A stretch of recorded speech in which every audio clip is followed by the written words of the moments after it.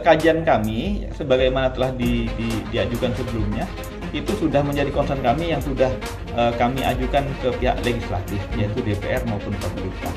Posisi KPK adalah posisi mengusulkan, bukan pemilik wewenang legislatif.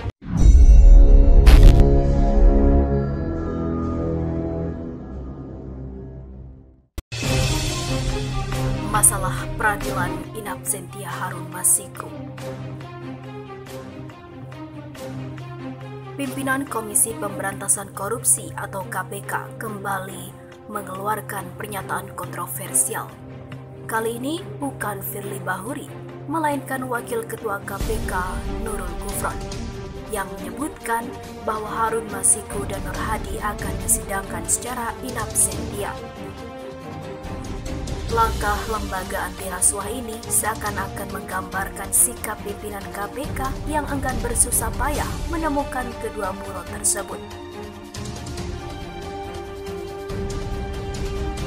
Tulisan ini dibagi menjadi 3 bagian. Yang pertama, aspek hukum dan urgensi peradilan in absentia. Kedua, menelisik sejauh mana upaya yang sudah dilakukan KPK dalam pencarian kedua buron. Ketiga, implikasi yang akan dihadapi oleh KPK ketika memaksakan langkah menyidangkan tanpa kehadiran terdakwa. Pada dasarnya, Kitab Undang-Undang Hukum Acara Pidana atau KUHP menegaskan bahwa setiap terdakwa wajib mengikuti jalannya sebuah persidangan. Ini sekaligus sebagai pengejawantahan prinsip hak asasi manusia dalam penegakan hukum. Penjelasan atau keterangan dari sisi tersangka pelaku kejahatan mutlak diperhitungkan di persidangan. Ketentuan KUHP itu sudah atau senada dengan Surat Edaran Mahkamah Agung Nomor 6 Tahun 1988 yang pada intinya meminta hakim menolak setiap pengacara yang menerima kuasa dari terdakwa buron. Namun berbeda halnya dengan tindak pidana korupsi. Sebagai kejahatan yang digolongkan luar biasa, ketentuan menjalankan persidangan tanpa kehadiran terdakwa adalah suatu keniscayaan. Poin ini termaktub dalam pasal 38 ayat 1 Undang-Undang Tindak Pidana Korupsi yang menyatakan bahwa dalam hal terdakwa telah dipanggil secara sah dan tidak hadir di sidang pengadilan tanpa alasan yang sah, perkara dapat diperiksa dan diputus tanpa kehadirannya. Ini menandakan bahwa pembentuk undang-undang yang memahami karakteristik pelaku korupsi yang akan selalu memanfaatkan kewenangan atau kekuasaan yang dimiliki untuk menghindar dari jerat hukum. Sampai pada bagian ini, ide Nurul Gufron masih bisa diterima oleh akal sehat. Namun duduk persoalannya bukan di situ, melainkan pada aspek urgensinya. Jika membaca lebih detail penjelasan pasal 38 ayat 1 Undang-Undang tadi, sebenarnya ia menyebutkan bahwa peradilan in absentia dilakukan semata-mata untuk menyelamatkan kekayaan negara. Permasalahannya, baik Harun Masiku maupun Nur Hadi tidak dijerat dengan pasal kerugian negara, melainkan suap menyuap. Lalu apa yang dicari KPK dengan memaksakan untuk melakukan peradilan in absentia? Semestinya KPK lebih memprioritaskan peradilan in absentia pada perkara dengan nilai kerugian yang besar. Seperti skandal penerbitan surat keterangan lunas obligor bantuan likuiditas Bank Indonesia atau BLBI. Dalam perkara itu sudah jelas dan terang benderang nilai kerugian negara fantastis, yakni 4,58 triliun rupiah. Dan 2 tersangkanya juga masih melarikan diri. Namun, apa daya, 5 pimpinan KPK saat ini justru terlihat menghindar dan takut menyentuh perkara itu. Sudah sejak awal memang terlihat tidak adanya keseriusan KPK dalam mencari 2 buronan tersebut. Dengan rekam jejak KPK selama ini, sebenarnya mustahil mereka gagal menembus buronan korupsi. Terlebih lagi keduanya juga keras berada di Indonesia.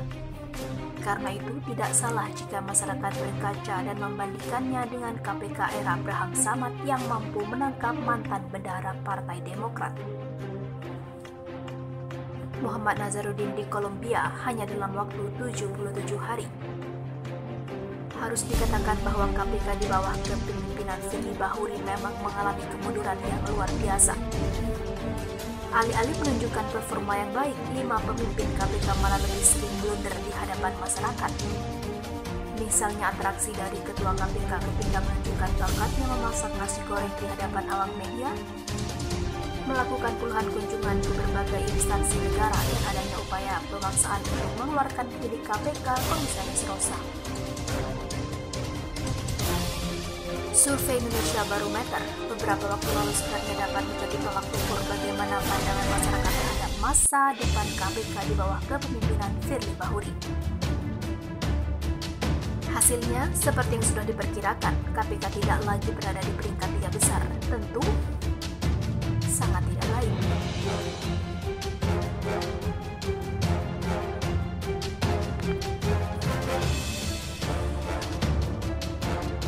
Tentu ini menandakan ada persoalan yang serius dan tidak baik pada KPK, terutama terkait dengan kebijakan pada level pemimpin itu sendiri.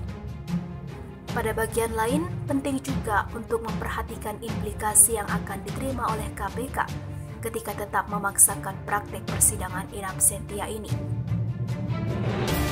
Hal yang pasti diterima oleh lembaga anti rasuah itu adalah cercaan dari masyarakat luas.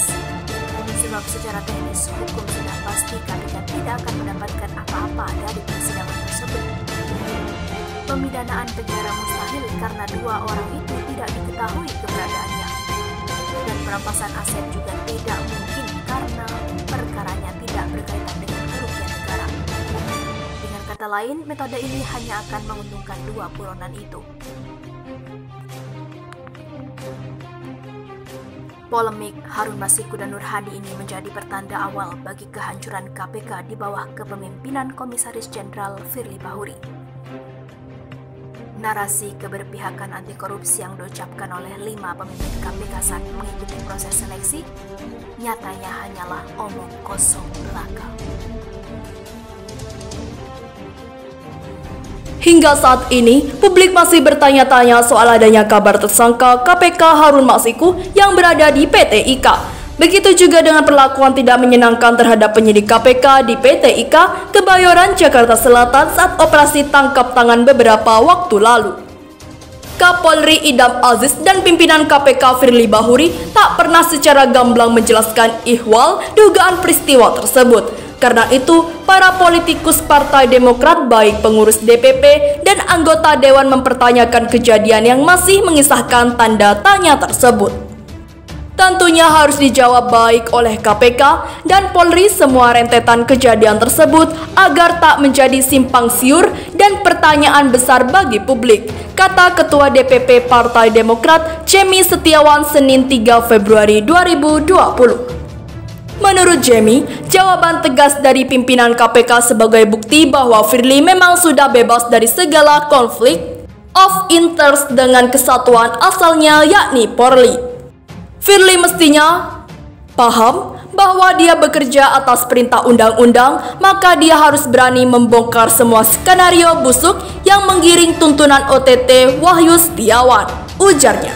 Sehingga, kata Jemi, wajar bila publik menduga tersangka politikus PDIP Harun Masiku saat ini tengah dilindungi, alhasil belum juga tertangkap dan diperiksa. Semua tuduhan itu hanya bisa dijawab dan dibuktikan pimpinan KPK. Artinya, publik membaca adanya indikasi orang kuat di balik semua kehebohan ini yang dapat menggerakkan semua ini, kata Jemi. Jemi berharap pimpinan KPK saat ini belajar dari KPK sebelumnya saat era kepresiden SBY, yakni waktu mengejar tersangka Nazarudin. Pihak terkait Polri, KPK, dan imigrasi bersinergi mengejarnya, dan juga clear dan clean, tidak ada campur tangan siapapun dalam proses penegakan hukumnya, kata Jemi.